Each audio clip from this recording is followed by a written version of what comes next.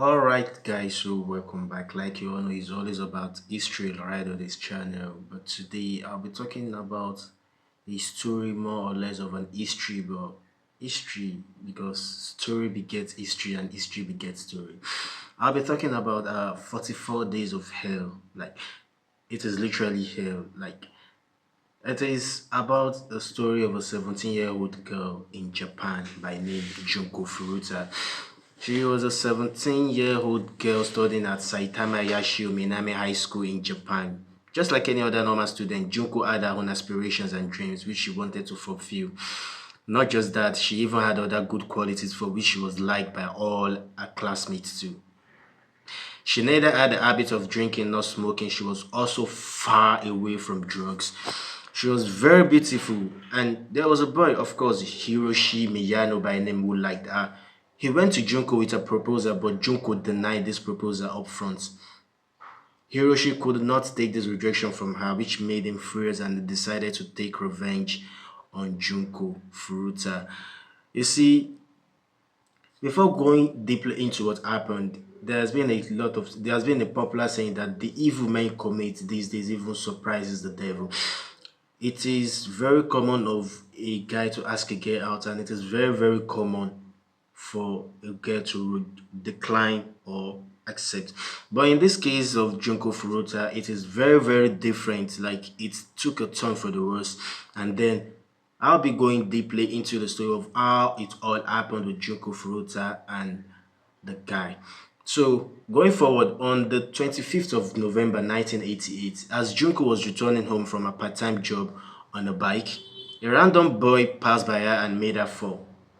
Hiroshi Miyano, who was the guy that asked Junko out, went to her as though helping her, but then in no time and before Junko realized what was happening, Miyano along with his three friends kidnapped Junko. They took Junko to a house in Adachi, Tokyo in Japan, which was owned by one of the kidnappers' parents. These are secondary school kids. The boys made Junko call her parents, say that she ran away, she was safe, and that she'll be staying with some of her friends for a while. Not only elderly people or matured minds commit atrocities and crime. The atrocities and the deadliest are committed by these kids, secondary school kids to Junko Furuta, might probably leave you guys with tears. Going forward, then started the real torture of the innocent girl by the boys. No one can ever imagine the pain they gave to Junko Furuta, not even the worst nightmare. The heartless boys took turn and tortured Junko Furuta 44 days. She was tortured 44 days. That was why I tagged it 44 days in hell. They kept her naked all the time during these 44 days. She was raped by 100 different people more than 500 times. Sometimes I just look and think about where exactly is our humanity? Like, who are the parents bringing up some certain kids in this society? This is not even in Nigeria. This is far away in Tokyo, in Japan. How was Junko Furuta tortured terribly? Going forward, the boss tried all terrifying ways of torturing Junko. They beat her like anything. Scissors, bottles, a hot exploding light bulb, grilled chicken skewers, roasting needles and irons were inserted into her genitals. They burned different parts of her body as well. They did not even think twice before cutting off her breasts. The girl was even forced to eat cockroaches and drink her own urine.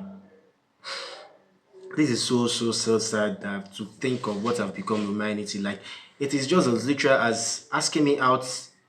I'm left with the choice of saying yes or no. But things took turn for the worse for Junko Furuta. The boys crossed all limits in trying to torture and assault Junko. They urinated on her, they even hung her from the ceiling and made her the punching bag. She was made to sleep in the balcony in the cold balcony in the cold winter as at that time in Tokyo, Japan. Her stomach was crushed by dumbbells.